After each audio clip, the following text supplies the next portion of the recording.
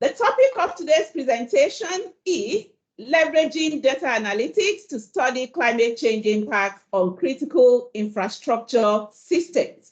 In other words, data analytics for climate change impacts. Our distinguished speaker is none other than Dr. Renee Obringer.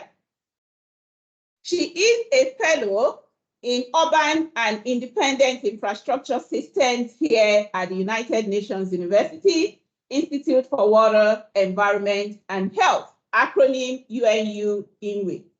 Thanks for having me. Thanks for everyone for joining today's talk. As Grace mentioned, I'll be talking about how I use data analytics to really hone in on climate change impacts on critical infrastructure systems. In addition to being a research fellow at UNU-INWEH, I'm also an assistant professor at Penn State University in the Department of Energy and Mineral Engineering.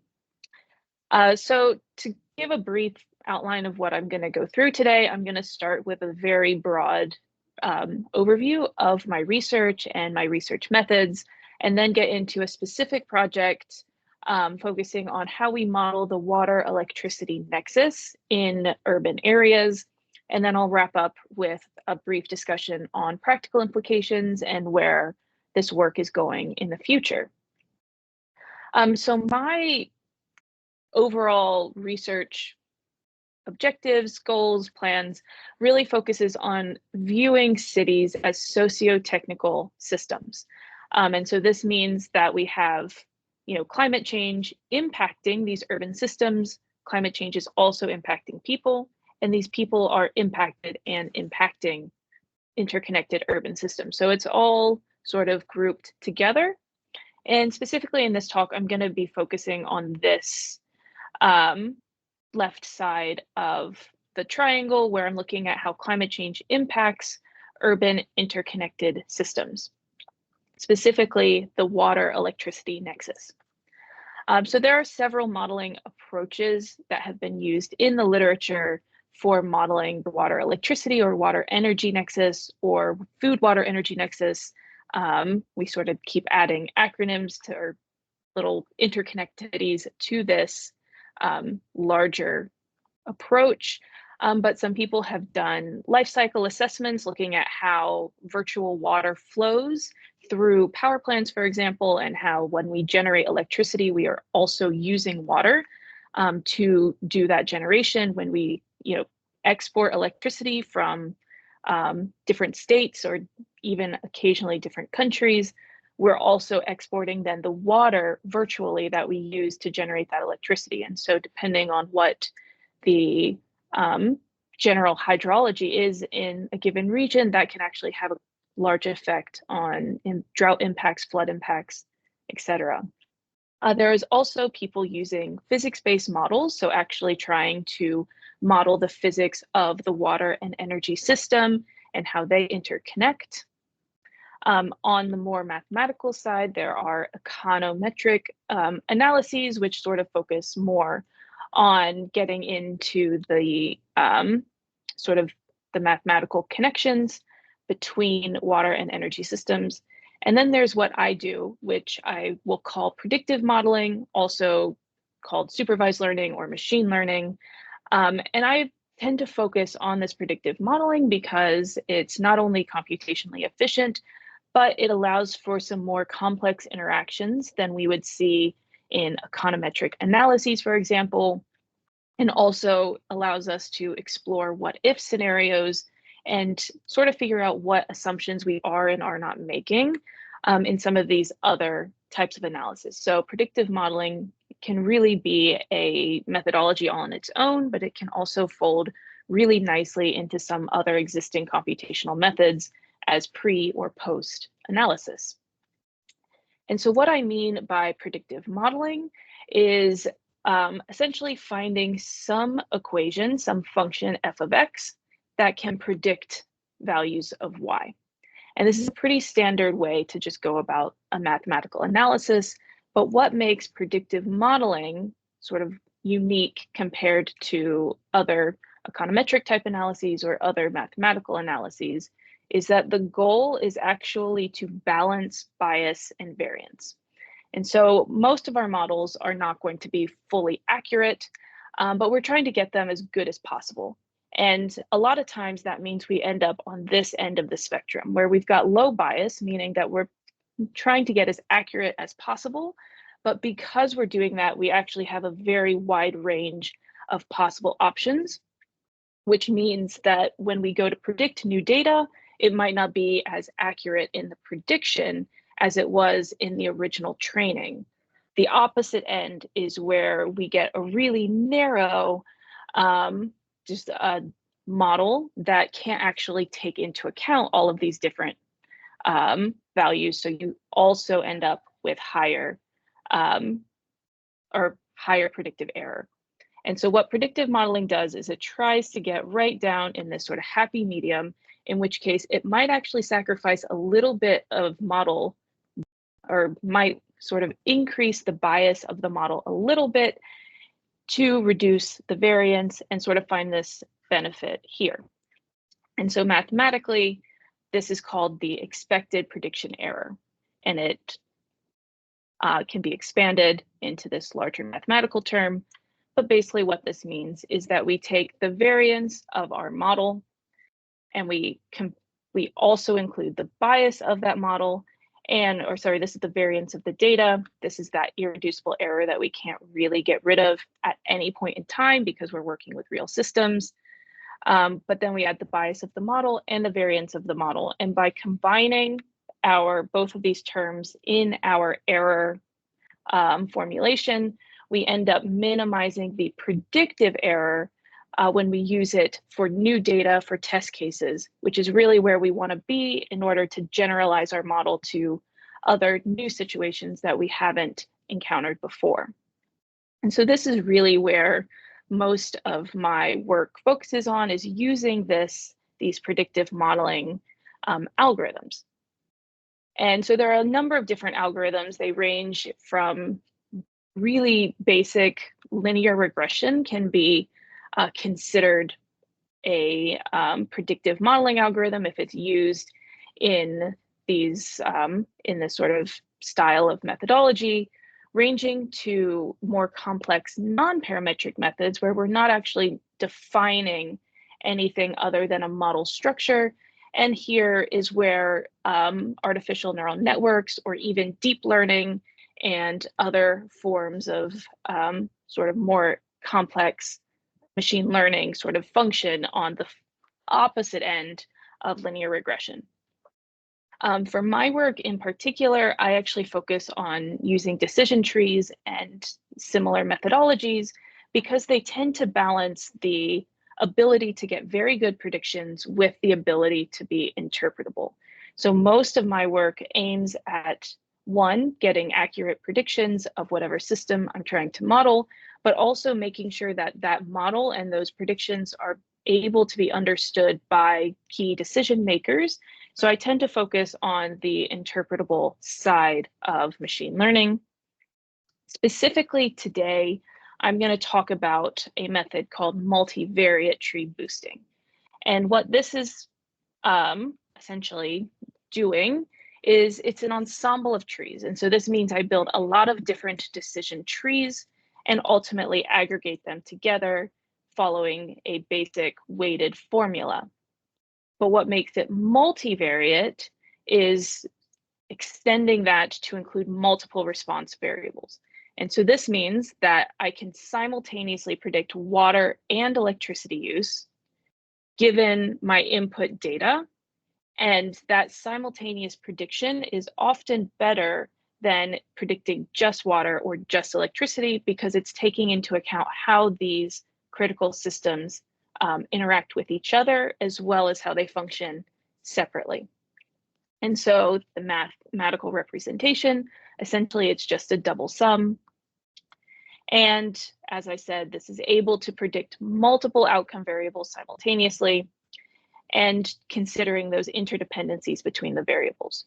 And so when I'm working with this, with interdependent urban systems, I'm often using not always multivariate tree boosting. There's also other multivariate algorithms that you can use and you can test, but focusing on having those interconnectivity between our outcome variables is really important for working with interconnected urban systems. And so just to give a general quick view of how this modeling process works before I get into the results, we start off with data collection. We collect response and predictor. So response is our outcome variable. So in this case, water and electricity.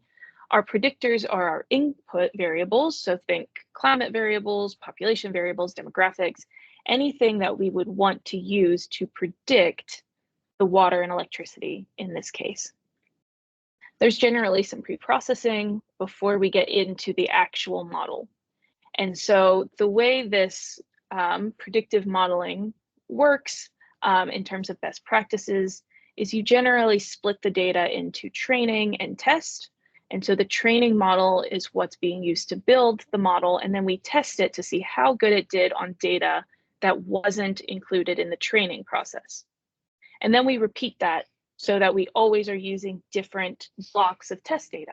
And this helps to stabilize the results. It helps to make sure that we aren't having too many influential outliers. We sort of average the results of 5 different model runs in a sort of ensemble. And that process is called cross-validation.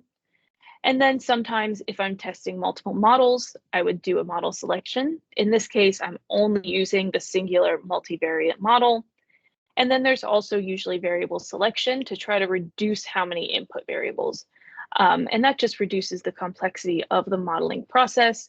With machine learning, you can really dump as many variables as you want into your analysis, but at some point it gets overloaded and it doesn't really benefit the modeling process to keep adding variables. It just increases complexity, increases runtime, and potentially even overshadows some critical influential variables that are sort of being hidden by other larger, more just larger volume of variables.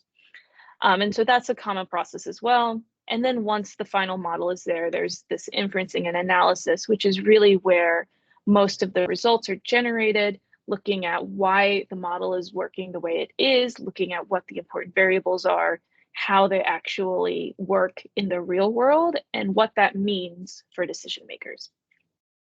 And so I use this process more or less for, with the exception of model selection, for the study that I'm going to talk about today. And that study has really spanned 3 to 4, actually 4 papers, focusing on modeling the water electricity demand nexus. And so I'm going to mostly talk about the applied energy paper and the One Earth paper, briefly talk about what we did in the climatic change paper, but most of it will be focused on these, the first and sort of final paper. And so the first research question in this project was, how does a multi-outcome model compare to a single outcome model? So this is comparing that multivariate tree boosting with univariate tree boosting. And so there are the data and research domain. Eventually, what we'll get to when we get to the second research question, this expanded to the entire US. But what we did initially was focus on the 6 cities of varying size within sort of the Midwestern region. So we've got Minneapolis, Minnesota, Madison, Wisconsin, Chicago, Indianapolis, Columbus, and Cleveland in Ohio. And we largely chose this because at the time I was doing my doctoral work at Purdue. And so we focused on the cities that were, in our region that we could have relatively easy access to, because in order to collect our data, we got electricity use data from the US Energy Information Administration, very easy to access, very easy to work with, but our water use data all came from FOIA requests. And so trying to get, these FOIA data, working with the water utilities in all of these regions, it helped to be relatively close to them and able to sort of talk to them when need be to get this data. And then our predictor variables, so these are the input variables using to predict water and electricity use. We had various forms of temperature, relative humidity, wind speed, precipitation, and we also included an El Nino index because it's been shown to sort of influence large climatic events over the Midwestern region when it's in the strong El Nino or La Nina phase. And so we use this data to essentially compare this multi-outcome and single outcome models. And how this worked is I collected my data. So we've got our climate weather data, we've got our water use and our electricity use data. In the multi-outcome model that all combines, we run it through that modeling process I showed earlier, and the output is a joint prediction, so of water and electricity use, both as they are separately, but also accounting for their interconnectivity. And this is the multi-outcome or multivariate model. And we wanted to compare that to the single outcome models of the similar algorithm. So the multivariate tree boosting is just a double sum extension of the gradient descent tree boosting, which is what we did here. And so to build these single outcome models, we just followed a similar process, but we built one for water and one for electricity to get the predictions of these systems in isolation. And so the results are shown here for our 6 cities, and we've got 4 colors. So the electricity is in green, the water is in blue, and the univariate or single outcome models are lighter shades, where the multi-outcome models are darker shades. And if we focus on Chicago here, this is for the electricity. We can see that our measure of predictive error, so RMSE, decreased by about 0.1 when we introduced the multi-outcome model. And so the only difference in this model now is that it's considering the interconnectivity between water and electricity in addition to the climatic influences on electricity demand. We see similar results when we look at the water as well, although the reduction is not as strong in this case. And if we look across the rest of the cities in our analysis, we can see that this reduction happens in each city. And so this indicates that by considering these multi-outcome models, we actually are seeing improvements in our predictive accuracy of the water electricity demand structure. And so you can think about if you are a utility manager, whether or not if you're managing an electric utility and you're trying to figure out what the summer demand might be like so that you can see if you need to increase or decrease the generation output, it actually helps to also think about the water demand during that time period to improve your predictive accuracy and increase that ability to do large-scale balancing. And likewise, the water utility should be thinking about what the electricity demand will be, because these two demands are connected to each other. And so once we figured out that the multi-outcome model was doing significantly better than the single outcome model, we decided to use that moving forward to look at how climate change might impact the interconnected demand structures. And this question sort of took across both the climatic change paper and the One Earth paper that I showed earlier. And that's because our research domain expanded greatly. And so we ended up getting data for 46 cities as detailed in the One Earth paper. But we also published this data source in Scientific Data. So if you're interested in using this high resolution, it's monthly water and electricity consumption over 46 US cities from 2007 to 2018. And so if you're interested in using that data set, it's free and open source. And essentially what we tried to do is we sent FOIA requests. And so with the electricity, again, it's from EIA, very easy to work with. You just need to figure out what utility you're interested in. But with the water, it was FOIA requests all across the US. And so we took every city in the US that had a population greater than 100,000, I think 150,000, I believe, in 2018. And we sent FOIA requests to each of their water utilities. So that ended up being 86 US cities. And so all of the cities are shown here. The ones that responded that we got data from are shown in green. And so you can see that we've got quite a large spread of cities here. We've got a lot in the Midwest, we've got some out west, and even some southern cities. And so it was quite a large data set. And so again, available if you are interested. But in this, combine these two studies, the climatic change and the One Earth, the goal was to project water and electricity demand into the future.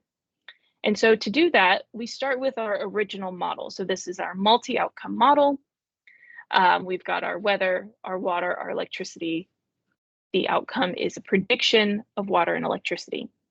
But to look into the future, what we do is we take away the weather data and input it with climate simulations. And in this case, we were using the CMIP-5 simulations, specifically looking at RCP 2.6 and RCP 8.5. So the sort of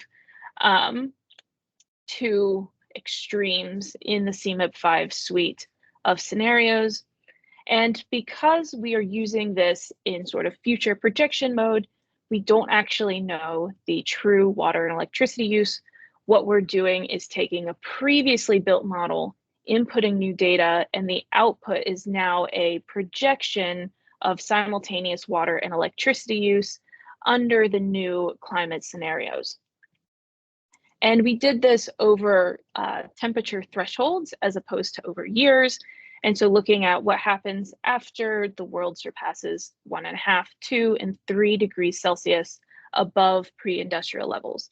And this just aligned the work with with the larger climate impact assessment community, as well as with the IPCC and their sort of step recommendations for avoiding 1.5 versus 2 degrees. And so to get into the results, we sort of initially in that climatic change paper, again, just focused on the Midwest region. And what I'm showing here is the changes in water and electricity for our two warmings. So low is RCP 2.6, high is RCP 8.5. And we've got 3 temperature thresholds. I would like to note that there's no low warming projection for 3 degrees Celsius, and that's because under the CMIP-5 models that we used, none of them actually reached 3 degrees under RCP 2.6, so there just isn't a projection there. And what we can see is that as temperatures increase, the percent change in electricity use and in water use both increase. And so this, as we're getting warmer, we're going to be using this more electricity and more water for the same amount of population. And we can also see the error bars here, where at the very beginning, there's some 1 GCM that's actually predicting a slight reduction in water use, but once we pass 2 degrees, those error bars go fully positive. And so this was for the summer months. It makes sense. It's getting warmer in the summer. We're probably using more water. Landscaping, we're using more electricity for air conditioning. Just generally, that's the seasonal trend for both water and electricity consumption in this region. In the winter, we see a bit more, some shifting changes. The first thing to notice is that we see a lot more uncertainty in the winter. And this is partly due to how the GCMs are built. Generally, winter is a little bit more uncertain, particularly in terms of the precipitation and other moisture-related variables. And so that's why we see these very large error bars for water use and similarly for electricity use. But the median of our GCM's trend is showing a decrease in winter electricity use with an increase in, just slight increase in winter water use. And this is likely due to the warming of the winter months, meaning that for the few houses that are electrified, note that in this region, natural gas heating is still very much the norm, but electrification is increasing in popularity. And so what you would see is you would need to heat your house less in the winter, and that would lead to a reduction in air conditioning or electric heating. Whereas with water use, perhaps you actually end up doing a bit more on the tail ends of winter, still doing a bit more landscaping. There's evidence to show that the growing season is going to increase under climate change. And so we believe that this slight increase is sort of an artifact of temperature staying warmer for longer and precipitation being more variable, possibly leading the model to make those connections with a longer growing season that cuts into the winter months as we defined them. And so this was for the region as a whole. When we focused in on the specific cities, here I'm just going to show Chicago. We've got our two temperature thresholds here. Again, I'm not showing 3 degrees because it's very far out and we don't have a low warming. And so here we've got the electricity after 1.5 degrees and after 2 degrees of the most intense. This is sort of the RCP 8.5, which is closer to business as usual than RCP 2.6 at the moment. And here's water. And so we can see that after 1.5 degrees, after that threshold is passed, Chicago would use about 12% more electricity per capita than compared to our baseline, which was 2000 to 2020. And then similarly, after just another 0.5 degree of warming, that jumps up to 20% more per capita. And in terms of real kilowatt hours or real electricity use, this 12% is 745,000 megawatt hours. And so this, to give just an example of what that would be, I currently am in Pennsylvania. The average Pennsylvanian household uses about 850 kilowatt hours per month. And so this amount of electricity that Chicago would have to supply over a given summer month would be enough to heat 860,000 or enough to provide electricity to 860 Pennsylvania homes for that same month. And so this is quite a large jump given what they are already providing. And if this increase comes from fossil fuel sources, it's just going to send us into a feedback loop where we're continually using more electricity while also still producing the effects that are leading us to use more electricity via climate change.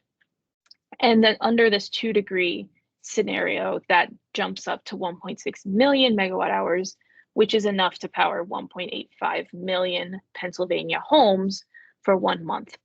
And this doesn't account for population changes. We assumed that the population of Chicago would be stagnant up until over the next 50, 60 years, which is unlikely to happen. So if you have population growth, then this will increase even more as you'll have more people coming in and using electricity, not just the same population using extra electricity. So planning our grids around these changes will become quite arduous, and it's important that we build our models to sort of understand this and make sure that we're using the most accurate information, which in this case includes modeling water and electricity simultaneously. And so once we did this analysis for just the Midwest, we wanted to expand to the entire US. And so this is where those 86 FOIA requests went out to try to get observational data to build models for each of these cities. Once we got that, we realized that doing the GCM analysis for all 46 cities would be quite arduous. And it's one of those things that as academics, we have access to supercomputers that can run these GCMs very quickly, but that isn't the case all over the world. It isn't the case for local utilities. And so we wanted to find a way that we could potentially get the same information without having to run the GCMs ourselves. And so what we did was use these climate analogs, which are a really clever tool that has been used primarily for communication purposes, for sort of giving the intangible 1.5 degrees Celsius above pre-industrial levels. What does that mean? Especially if you're an American and you don't even know what Celsius is, it becomes very difficult to explain to people how important and how critical just 1.5 degrees Celsius is if it warms on average across the whole world, because it seems like such a small number. And so what climate analogs do is they take existing locations that have a similar climate to another location's future climate, and they say, look, you live in New York City right now. In 30, 40 years, New York City is going to feel like Southern Arkansas. And if you've ever been to Southern Arkansas, it's hot, it's humid, and they don't have much of a winter. And so that sort of helps people currently living in New York City who've experienced both of these climates to see how much 1.5 degrees actually is in terms of the global climate, but bringing it down to local levels. And so we did this for our 46 cities that had 46 analogs. Some of them are in Mexico, some of them remain in the US, and some of them are even very close to the original city. So Seattle's analog is actually Portland. So not much change there. Others, Miami's analog is on the far Pacific coast of Mexico. So quite a big change. And so what we did was build that same model across the cities, but our input data, instead of being GCM-derived data, was actually the observed climate data from the analog city to get the projection. And so the results that we had here showing the electricity, and this is over the summer months. So again, we split summer and winter to get that seasonality trend. And we can see that in sort of the Midwest and Northeast, we're seeing upwards of 20% increase in electricity. This maps very well with what we found with the GCM derived analysis of the Midwest region. So shows that this can be used as a proxy for GCM data. And we do see some interesting gradient behavior where the southern US, some cities in the southern US are actually experiencing reductions in summer electricity demand, which seems a bit counterintuitive. But if we look back at where most of the southern cities are actually going have analogs in tropical Mexico. So this is more tropical on the coastlines here and down in Baja California. And so what we think is that this model is picking up on the new tropical climate, which would have more precipitation, potentially cooler dry bulb temperatures as opposed to the more desert locations here in southern Texas and Arizona. And so the model's picking up on that and saying, you know, when precipitation rises, then electricity use decreases because it cools down these locations. And this finding is supported by previous literature that found that places like Arizona and southern Florida actually have a very high chance of developing what they call novel climates by the end of the century if climate change is left to go unchecked. And that means that they could actually experience some very wild weather patterns, extreme rain, extreme heat that they hadn't experienced in the past. And so the model itself is picking up on those patterns there. In the winter, we see sort of the opposite, where we see, similar to what we saw in the Midwest region, across the US, we see large decreases in electricity, likely due to that less need for space heating in the winter. But we do see some increases down here. And that could actually be, they're in the South, so their winters might actually be getting a bit warmer. So they're actually increasing in air conditioning use, as opposed to the northern climates, which might actually just become more mild, which means no air conditioning or heating is needed in the winter months. But the important thing to note is that these don't offset each other. So we're seeing 20% increase in the summer and 10 to 12% decrease in the winter. And so instead of offsetting each other, we're actually widening a gap between what utilities have to provide in the summer and while reducing what they need to provide in the winter. And this has the potential to cause all sorts of issues for management, because it's not so easy to flip on a power plant. They sort of need to ramp up. Ideally, utilities and the ISOs like to avoid shutting down power plants altogether because they are so difficult to get back up and running. And so they try to reduce them down to just enough that they're still going. But this could potentially create issues where they need to really ramp up in the summer and really ramp down in the winter. And that could cause issues for management and balancing on the larger grid. And then in addition to doing the electricity, we also did the water. Again, these were predicted simultaneously. Water, we're not seeing as strong of an effect, and it sort of gets weaker the larger the city. So we can see New York City is not really projected to have any change in water consumption. And we think that's because these cities are so large that most of our climatically influenced water consumption is going to be outdoor use. If you live in a big city, you're probably not using a ton of outdoor water to begin with. And so there's not really too much of a change, but we do see the same gradient where we see reductions in water in this southern portion of the US, likely due to those increased precipitation values from the more tropical analogs. And in winter, we really see almost no change, a little bit of a reduction in New York City.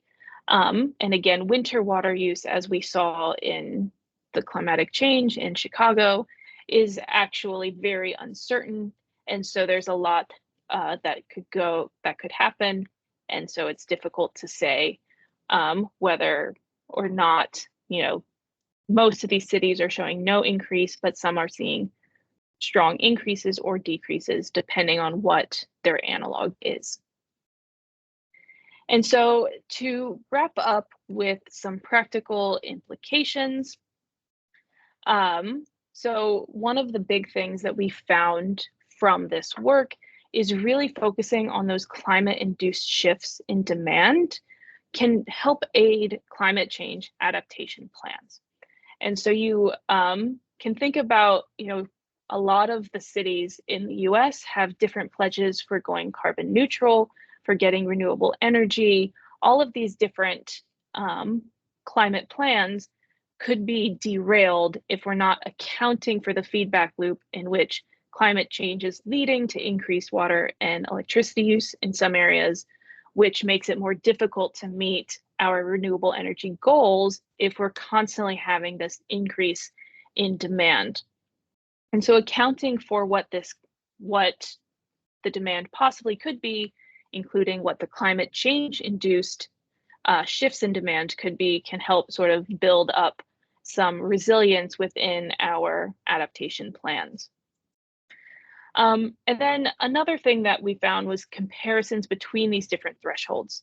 And so with the larger US study, we didn't do any comparison between thresholds, but in the original Midwest study, we found that just a half degree of warming led to twice as much electricity demand changes. And so that in and of itself sort of indicates that it's just these little changes that can create tipping points and can wildly increase our demand. So working to maintain and meet the IPCC's goals of 1.5 degrees would be beneficial, not just from a global climate perspective, but also down to the local level, thinking about how even individual households pay for their own electric bills. What happens if they increase by 20% without having much adaptation plans in place. And then the last thing is working on these transferable modeling techniques and frameworks. So we started with a single model on observations within the Midwest region and eventually expanded that to the entire US. And that's one of the benefits of using predictive modeling, is that it can be expanded and it can be used in multiple areas as long as you just have the data itself to provide, and that it's good data first and foremost. And so currently what I'm focusing on is moving into specific energy technologies. So while I am in the Department of Energy and Mineral Engineering, looking at predicting solar potential and solar predictability of various panels. In this case, we're doing it in Puerto Rico, looking to see if pre and post hurricane have had any effect on their solar power potential, given the geopolitical reality of Puerto Rico. And then looking also at hydropower itself, looking sort of a supply side water energy nexus. Can we use models to try to predict the solar or the hydropower output, given these often competing desires for water supply and hydropower generation? And so with that, thanks for attending the talk. And if you have any questions, feel free to reach out. You can email me or check out my lab website there at the bottom. All right. Any questions?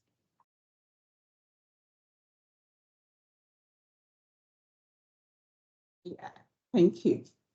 Thank you, Dr. Renee. A round of applause on behalf of everyone watching. We quite enjoyed your presentation and insight. And questions definitely are rolling in. The first one, very quick one. What are the units for water and electricity that was imputed into the model? Mm-hmm. Yeah, so let me pull that back up. I believe electricity is megawatt hours per capita, and then monthly water use is liters per capita. Meters per capita? Yes. Okay. Now to a more in-depth question, I will say. Meters or cubic meters, right? Yeah, I was wondering, you know. Yeah. Maybe we should clarify that. For water, you said per capita or cubic meters? It's liters per person, as opposed to cubic meters per person. So you could do the, yeah. Oh, so we okay. did liters. Liters. Yeah. Liters. Oh, okay. All right. Yeah. So all the data was, yeah, we got the data in gallons, and we just did a quick conversion to liters. Liters. Okay, that makes sense. All right. Thank you. Now to a more in-depth question. I'll set it in context. You know, yes, water consumption was layered, you know, with climatic parameters, you know, for the analysis. So somebody was asking, does the behavior of people considered in this model? Yeah, we didn't consider the actual behavior of people. So we sort of said, we got this monthly water consumption, and said that on average, the person in the city is using this much water given, so we got all the data from the water utilities. And so we didn't consider the behavior of the people.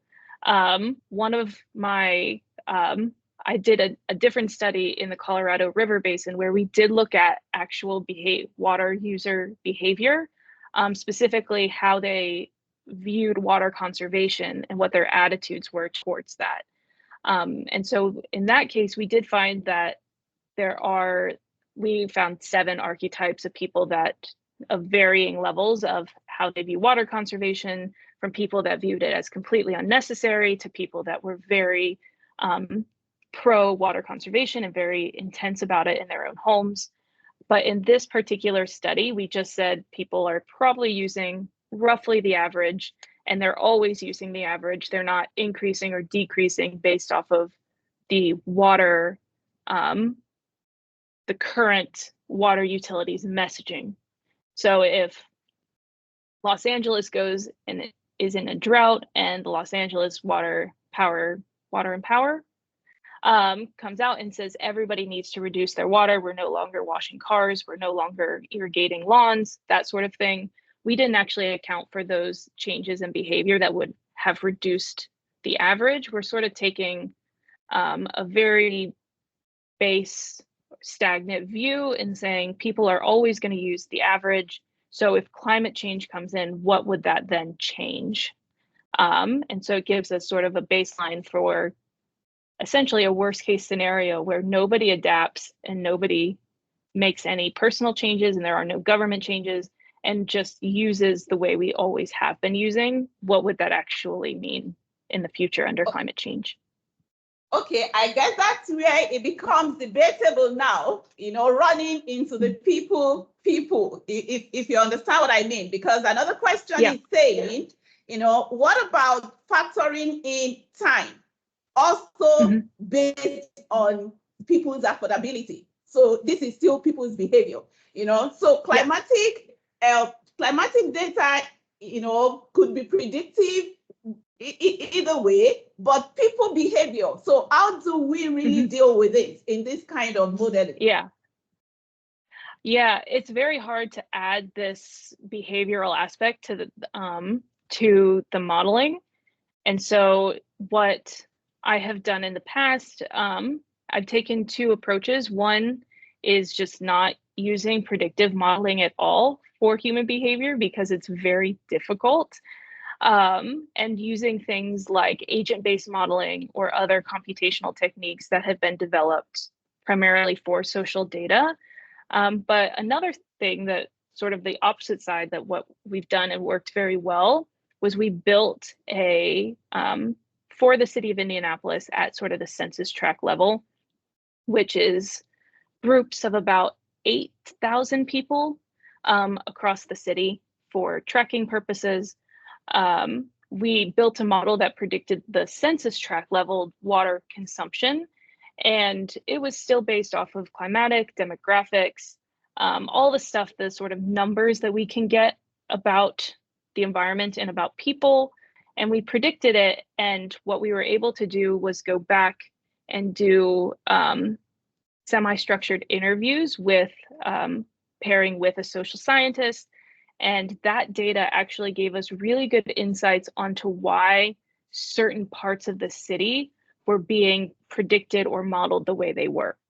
And so we didn't actually include their behavior into the model, but we rather used their behavior to say, this is why our model is wildly over predicting the water consumption in this area, because in our interviews, people talked about this neighborhood being very environmentally conscious and very close-knit in terms of having barbecues and everything and having a lot of people that really care about reducing their water consumption. And so while the model says based off their demographics and their climate, they should be using, 1,000 liters per month or whatever, they're actually using 500. What's going on? The interviews can tell us that. And so I guess that's to say that it's really hard to get human behavior into this type of model because it is so mathematical and human behavior is so complex. But pairing with social scientists can sort of use the model to get a prediction and the social scientists to help sort of explain why the model is the way it is, or reversing it and having the social scientists provide critical numeric variables that they have found that, this attitude correlates with this thing we can measure numerically, and then using those measurements in the model to try to get at the behavior. So it really involves close collaboration on sort of either side of the modeling process. Oh, okay. Yeah, just wanted to add, Renee, I don't feel bad about it. I think it's, often when we have access to a lot of computational capacity, we think we can model human behavior. Yeah. History shows us that, first of all, when it comes to consumption, humans are just becoming more consumptive. And if they can afford, they consume more. So all those, yes, our systems become more efficient, but we have the rebound effect.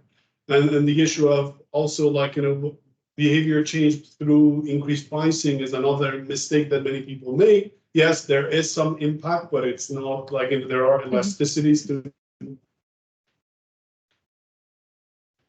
also there. So probably the most practical way is to assume there are scenarios like, what if there is 5% consumption reduction across the board? What if it's 10%? And that is, I think, the most, insightful thing to be done when you're dealing with modeling at this scale. So yes, you can talk about the profile changes when you have temperature, as you suggested. If there is increased temperature, then we need less energy for cooling, or if there are other things like COVID, for example, that is creating the work from home, essentially possibility, and that would affect off-peak and on-peak, pricing or load. So those can be incorporated, but I think to have a detailed model, to incorporate human behavior in a model of that scale, I don't think that's going to work. Same is true if we want to do something of climate modeling at the global scale and what look at, and that's why we have IPCC and many others rely on those external scenarios.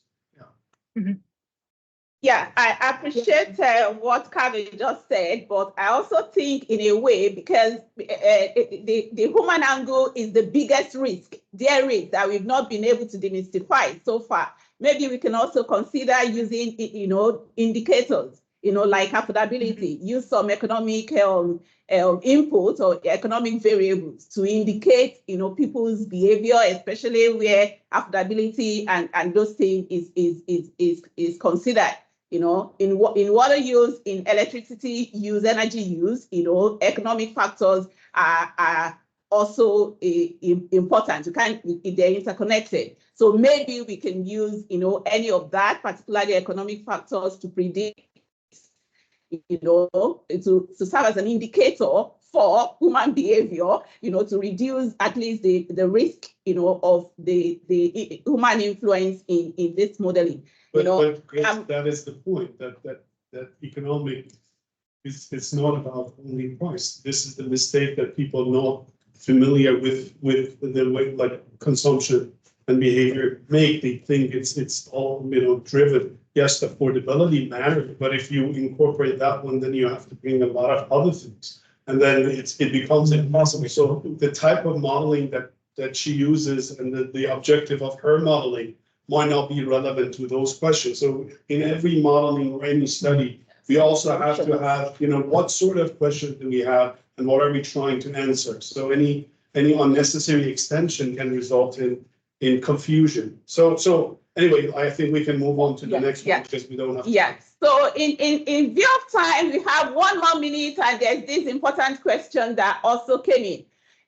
We can get the future climatic model data, but how do you get future electricity consumption and water demand into this model? Yeah. So we can't get future water and electricity demand. What we can do is develop our model so that it understands the relationships in the observed space, and then use that model with future climate inputs. And essentially the big assumption there is that the relationship between climate and water and electricity is not going to change. And so if we change the climate, then we can get the simultaneously projections of water and electricity under that new climate. And we can sort of test these what if statements or what if scenarios. And so our big what if scenario is using climate inputs. But as Kaveh was saying, you could also say a what if scenario of, you know, everybody reduces their water consumption. Like, how does that actually play out in terms of climate change as well? Other people have done sort of, instead of looking directly at climate models, they've said, okay, what if temperature just increases by 5% each year, or very extreme scenarios on precipitation or different novel climates. What if Arizona becomes a rainforest in 100 years? What would that do? And so you can play around with these scenarios, and they can be either realistic or very extreme and unrealistic. We try to focus on the climate model output so that it sort of actually fits in with what water and electricity infrastructure managers and policymakers are thinking about, so that it can sort of inform in that regard.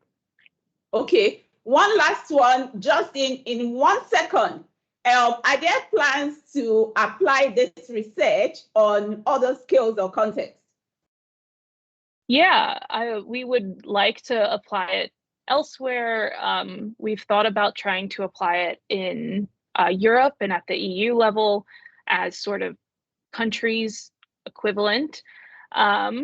We've also thought about trying to apply it in more developing economies, looking at India in particular, as their electricity or their like access to air conditioning is sort of skyrocketing, which then increases their demand for electricity.